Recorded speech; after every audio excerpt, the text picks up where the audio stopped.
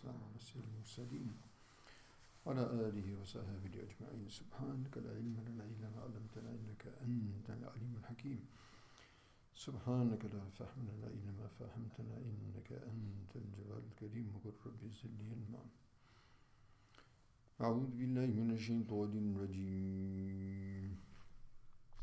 للرجال نصيب مما ترك الوالدان والأقربون وللنساء نصيب مما ترك الوالدان والأقربون مما قل منه أو كثر نصيبا معروف نصيبا مفروضا. وإذا حضر القسمة أولو القربى واليتامى والمساكين فارزقوهم منه وقولوا لهم قولا معروفا.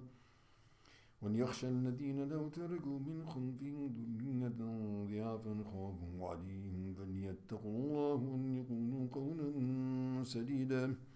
إن الذين يأكلون أموال اليتامى ظلما إنما يأكلون في بطونهم نارا وسيصلون سعيرا.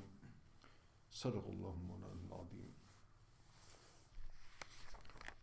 So here Allah subhanahu wa ta'ala, continuing the narrative of the rights of the more vulnerable in society, particularly the orphans and the women. So now the question of inheritance, and this is going to be explained in more detail in ayats which are to come.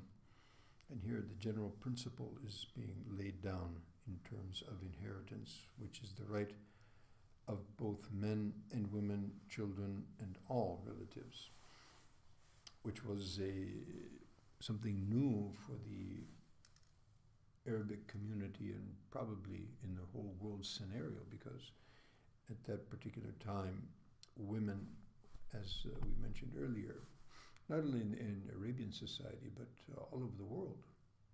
In fact, even in Western countries, as we've mentioned earlier, the whole concept that the woman takes on the name of the husband indicates that, or sort of points to the concept previously that the woman becomes basically the property of the husband.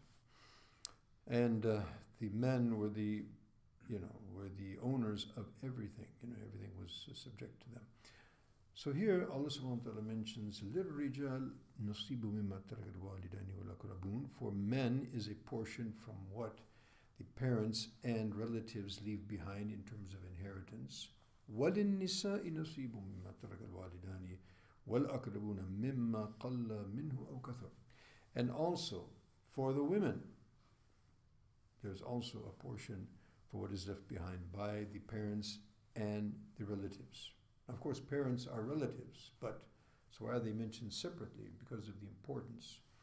So we call this dhikr al-am ba'd al-khas. So this is the very important thing, or the very critical and most critical of all the relationships is the relationship of the parents, and then the aqrabun, meaning the relatives, which are qareeb, means those who are near to you, and the nearest of kin will receive inheritance, as we'll see inshallah in the ayats of mirath. According to the closeness of kinship, the rights of inheritance have preference and priority. So here it's also noteworthy that Allah subhanahu wa ta'ala could have said لِلرِّجَالِ وَالنِّسَاءِ نَصِيبٌ. Men and women both have a nasib, but actually a separate sentence is mentioned for each. لِلرِّجَالِ نَصِيبٌ لِلنِّسَاءِ نَصِيبٌ. For the men is a nasib, for the women is a nasib. To highlight this, and emphasize that women also have a due portion, opposed to what was the common practice. مِمَّا قَلُّ مِنْهُ كَثَرٌ. Whatever is a small amount or a large amount, doesn't matter. It all has to be distributed. And it's also noteworthy that inheritance, everything that comes in inheritance, which we'll talk about a little bit more later, everything comes under that. Everything this person leaves behind, even the clothes on his body, the watch on his phone, everything, it's all part of inheritance and has to be dealt with appropriately.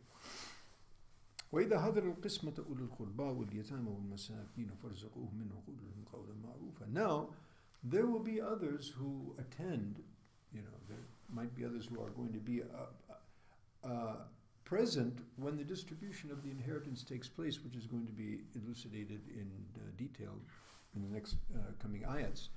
However, there's going to be other relatives that do not inherit because the closer kinship will take priority. So what about them? So for them, give them something, say some nice words to them, and perhaps a portion can be given to them to sort of, as we say, jabr al-khatir, to sort of give them some sort of satisfaction and happiness when they see this wealth being distributed, even though they're relatives. They're not getting a portion because they don't have the priority, as we're going to see. However, give them something, and this is not a wajib, this is not something which is compulsory, but it obviously, according to good character, akhlaq, this is something that would be very praiseworthy. وَلْيَخْشَى الَّذِينَ لَوْ تَرَكُوا مِنْ خَلْفِهِمْ ذُرِّيَّةً ضِعَافًا خَافُوا عَلَيْهِمْ فَلْيَتَّقُوا اللَّهَ وَيَقُولُوا قَوْلًا سَدِيدًا. And so one should think that how one is doing kama tudinu tudan, as you do, you'll be done too. As you treat others, you'll be treated yourself. So those people who would fear that if they were to leave people behind them, a progeny or women folk and children, and they're weak and they don't have the wherewithal to demand their rights. So just as you would be, you would not like to have that situation happening to you, so ensure that you don't cause that situation to someone else. So fear Allah and say what is correct, what is right, what is according to Sharia. إِنَّ الَّذِينَ يَأْكُلُونَ أَمْوَالَ الْيَتَامَى ظُلْمًا إِنَّمَا يَأْكُلُونَ فِي بُطُونِهِمْ نَارًا. Those, and again, going back to the theme of preservation of the property of the orphans, verily those who eat the wealth of the orphans unjustly, actually only they eat and they fill their bellies full of the fire of hell. وَسَيَصْلَوْنَ سَعِيرًا, and they will thereafter enter into the terrible fire. So may Allah subhanahu wa ta'ala give us tawfiq to understand these injunctions and give everyone their due rights, creator and creation. Ameen. Akhir da'wan. Alhamdulillahi Rabbil